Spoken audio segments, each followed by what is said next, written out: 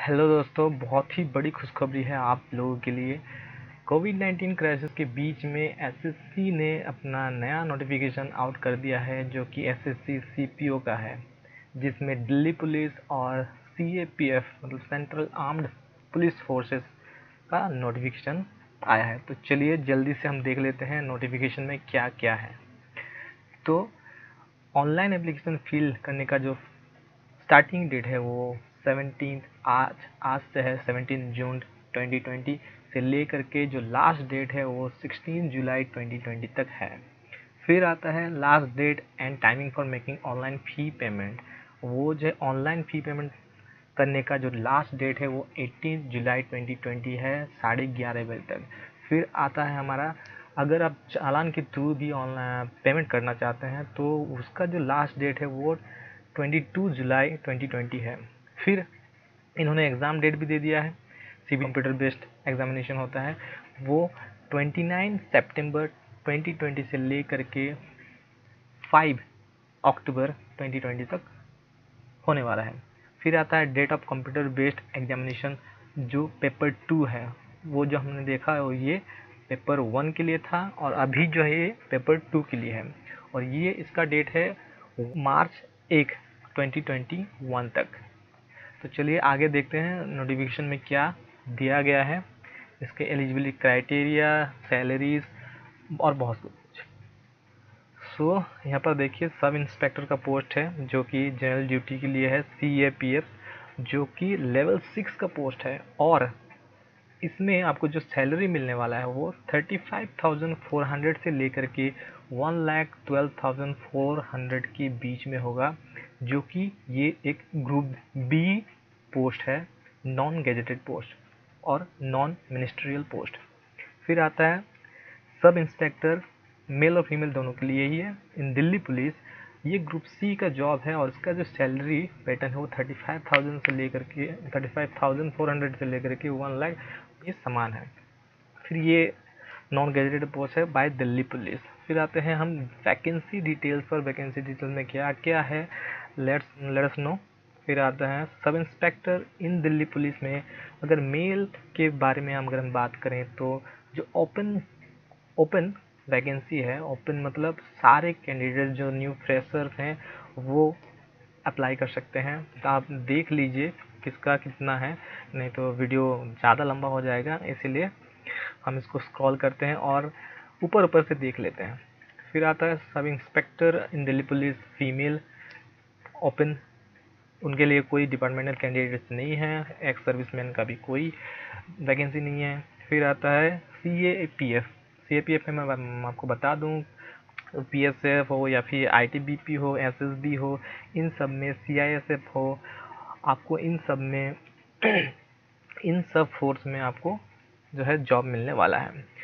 तो आप देख सकते हैं यहाँ पर कितना सीआरपीएफ का जो है वो सबसे ज़्यादा है, 1072 पोस्ट है, और एक्स सर्विसमैन के लिए वो रिजर्व है 107।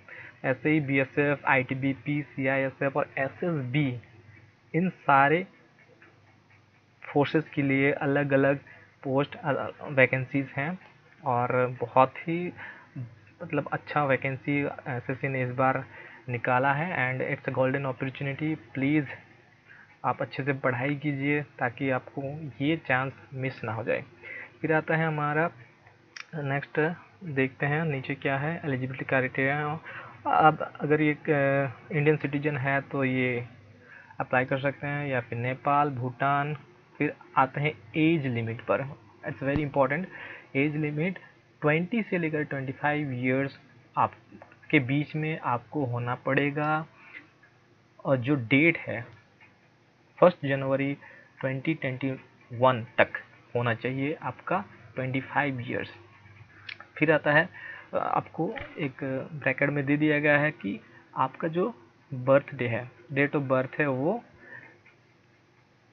कौन से ईयर के बीच में होना चाहिए, कौन से डेट के बीच में होना चाहिए। जनवरी 2 1996 और जनवरी 1 200 में आपका जो डेट ऑफ बर्थ है वो होना चाहिए। यहाँ पर SC/ST को 5 इयर्स का एज रिलैक्सेशन मिलता है, OBC को 3 इयर्स का एज रिलैक्सेशन मिलता है और एक्स सर्विसमैन को 3 years after deduction of the military service render. जब for the post of SI in Delhi police, जो विडो, डिवोर्स वुमेन और women judicially separated from their husbands and who are not remarried, उनके लिए भी ये कुछ age relaxation है, up to 35 years of age तक वो अप्लाई कर सकते हैं। फिर आते हैं फिर से विडोज, डिवोर्स वुमेन, SC/ST के लिए वो up to 40 years of age apply कर सकते हैं।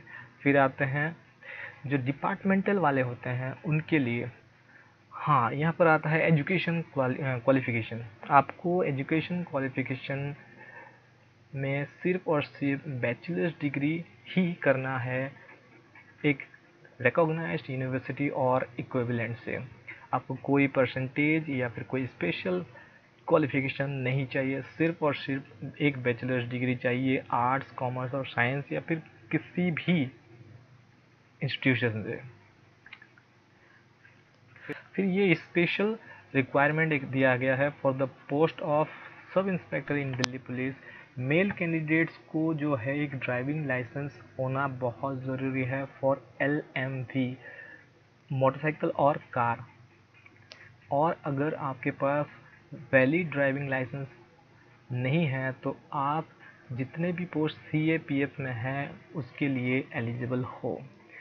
इसको कैसे अप्लाई करना चाहिए उसके लिए मैं एक अलग से वीडियो बना करके आपको दिखा दूंगा पॉइंट टू पॉइंट, ताकि आप कुछ भी मिस ना करें। और अगर आपको ये जानना है कैसे अप्लाई करते हैं तो मेरे चैनल को सब्सक्राइब कर दो, ताकि नेक्स्ट वीडियो में आपको पता चले कि कैसे अप्लाई करें और आप इजीली इस फॉर्म को अप्लाई कर सके और इस चांस को ग्रैब कर सकें। तो यहाँ पर आते हैं सेंटर्स ऑफ एग्जामिनेशन, कौन कौन से रीजन में, कौन कौन से शहर में आपका जो एग्ज़ाम सेंटर होने वाला है वो वहाँ पर आपको दे दिया गया है। तो देखिए सेंट्रल रीजन में अगर हम देखें तो बिहार और उत्तर प्रदेश में भागलपुर, मुजफ्फरपुर, पटना, ये सब जो हैं आप देख सकते हैं। ईस्टर्न रीजन में अंडमान एंड निकोबार आइलैंड, झारखंड, उड़ीसा, सिक्किम और वेस्ट बंगाल। कर्नाटका, केरला रीजन में देखें तो लक्षद्वीप, कर्नाटका और केरला। नॉर्दर्न रीजन में अगर हम देखेंगे तो दिल्ली, राजस्थान और उत्तराखंड। साउथ ईस्टर्न रीजन पर आते हैं जहाँ जो कि स्टेट्स है अरुणाचल प्रदेश, आसाम, मणिपुर, मेघालय, मिजोरम, नागालैंड और त्रिपुरा। साउदर्न रीजन के बारे में बात करें तो Andhra Pradesh, Puducherry, Tamil Nadu and Telangana. Western region के बारे में बात करें तो Dadra and Nagar Haveli, Daman and Diu, Goa, Gujarat and Maharashtra. Madhya Pradesh सब रीजन के बारे में बात करें तो छत्तीसगढ़ और मध्य प्रदेश आता है। फिर वेस्टर्न रीजन में आते हैं Chandigarh, Haryana, Himachal Pradesh, Jammu and Kashmir and Punjab. So guys, अगर आपको थोड़ा सा मतलब रिलीफ मिले कि एग्ज़ाम सेंटर पास हो तो आप ये अच्छे से देख लीजिए, ताकि आप जब भी अप्लाई करें अपने नियरेस्ट टाउन में ही अप्लाई करें, ताकि आपको बहुत दूर जाना ना पड़े एग्ज़ाम देने के लिए, क्योंकि एग्ज़ाम देते वक्त बहुत ही प्रॉब्लम फेस करना पड़ता है स्टूडेंट्स को। इसीलिए नियरेस्ट टाउन जितना हो सके उतना ही आप अप्लाई कीजिए नियरेस्ट टाउन के लिए। फिर आता है स्कीम ऑफ एग्जामिनेशन। 3 स्टेजेस होंगे इस एग्जामिनेशन में, आपको मैं बता दूं, और वो स्टेजेस क्या हैं चलिए हम जानते हैं। पेपर 1 में जो सब्जेक्ट्स होंगे वो होंगे general intelligence and reasoning. 50 question होंगे और 50 मार्क्स आपको दिए जाएंगे। फिर जनरल नॉलेज और जनरल अवेयरनेस, वो भी 50 क्वेश्चन होंगे और आपको 50 मार्क्स दिए जाएंगे। क्वांटिटेटिव एप्टीट्यूड मतलब मैथ जो है वो 50 क्वेश्चन होंगे और 50 मार्क्स दिए जाएंगे।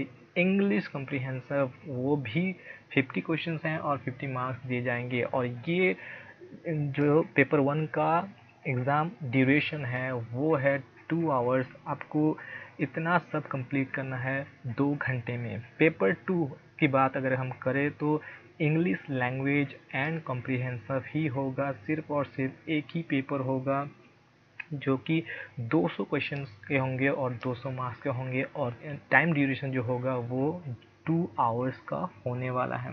दोनों ही ऑब्जेक्टिव टाइप के क्वेश्चंस होंगे और जो नेगेटिव मार्क होगा वो जो है 0.25 marks for each wrong answer. Application fee है उसके बारे में अगर हम जाने तो वो 100 रुपीज़ है जनरल ओबीसी के लिए। अगर सिलेबस की बात करें तो हम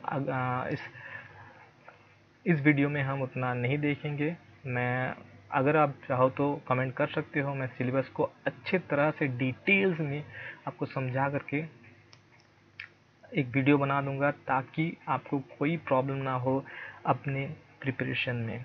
तो आप देख सकते हैं, आप देख लो, मैं जल्दी स्क्रॉल कर देता हूँ due to lack of time. फिर आता है पेपर 1 का था वो, पेपर 2 में आप देखिए इंग्लिश लैंग्वेज कॉम्प्रिहेंशन में क्या क्या आने वाले हैं। फिर आते हैं हम physical standard test and physical endurance test पे। फिजिकल स्टैंडर्ड टेस्ट में फॉर ऑल पोस्ट, ये ध्यान रहे, for all post male candidate जो है उनको जो है 170 cm हाइट होना ज़रूरी है। अगर उससे आपका कम है तो इस पोस्ट के बारे में सोचना आप छोड़ दो। फिर आते हैं चेस्ट के बारे में। अनएक्सपैंडेड मतलब बिना फुलाए 80 cm होना चाहिए और एक्सपैंड करने पर 5 cm फुल जाना चाहिए, दैट इज़ 135 हो जाना चाहिए।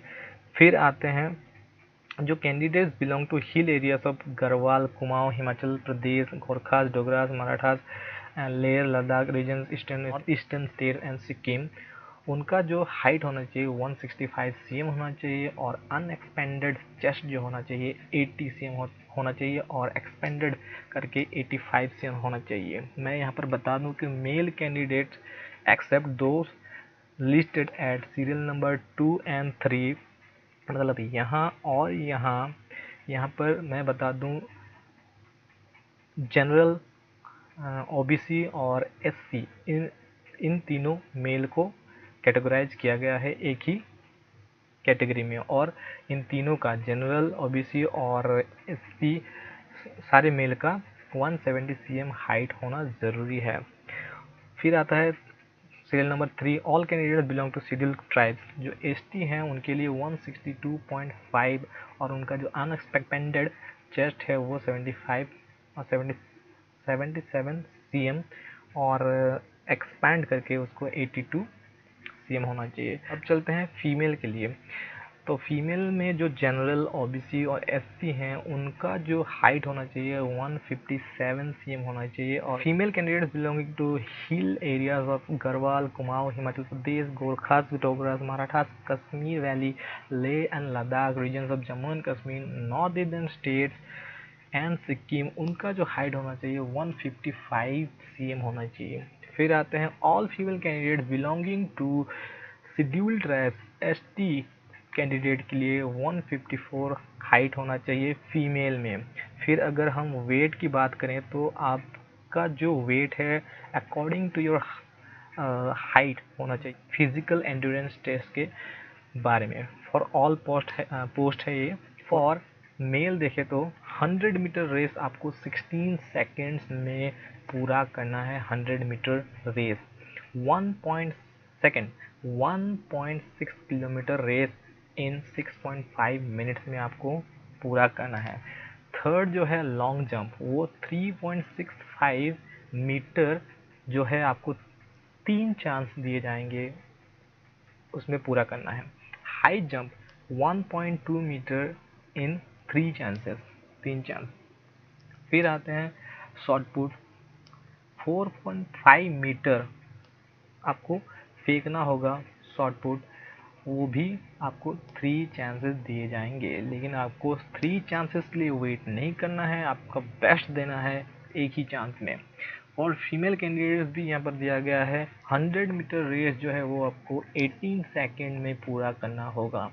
फिर सेकंड आते हैं 800 मीटर रेस, वो आपको 4 मिनट्स में पूरा करना होगा। फिर लॉन्ग जंप को देखें तो 2.7 मीटर इन 3 चांसेस। हाई जंप भी वैसे ही 0.9 मीटर इन 3 चांसेस।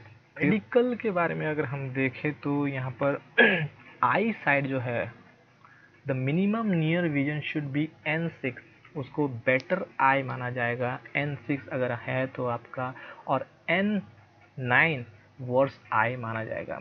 मतलब the minimum distance vision should be 6/6, अगर आपका आई 6/6 है उसको बेटर आई माना जाएगा, और अगर आपका आई 6/9 है तो उसको वर्स्ट कैटेगरी में रखा जाएगा। और both eyes without any correction like wearing glass और, तो और आपको ये ध्यान रखना पड़ेगा कि आप विदाउट ग्लास ही जाएं। अगर आपका कोई आई प्रॉब्लम है तो आई एम सॉरी टू से इसको आप फिल ना करें इस फॉर्म को, क्योंकि बाद में ये एक्सेप्टेबल नहीं होगा। फिर आते हैं the candidates must not have knock knee, knock knee नहीं होना चाहिए, जो नी आपस में जुड़ जाते हैं उसे नॉकनी कहते हैं। फिर आता है फ्लैट फुट, वो भी नहीं होना चाहिए। वेरिकोस वेन और squint in eyes and they should possess high colour vision. फिर आते हैं टैटूज़ के बारे में। टैटूज़ अगर आपके बॉडी किसी पार्ट में है तो आपको कौन से पार्ट में कितना होना चाहिए। Content to a tattoo depicting religious symbol और फिगर्स और in the name as followed in the Indian army are permitted. मतलब अगर आपके हाथ में, लोकेशन भी यहाँ पर बता दिया गया है, लोकेशन में 1/4 आपका हाथ जितना बड़ा है, आप 1/4 का टैटू आपके हाथ में है तो आप उस टैटू मतलब आप क्वालिफाई हो उसके लिए। अगर आपका हाथ विराट कोहली की तरह है तो आप डिस्क्वालीफाई हो और आप अप्लाई नहीं कर सकते हो।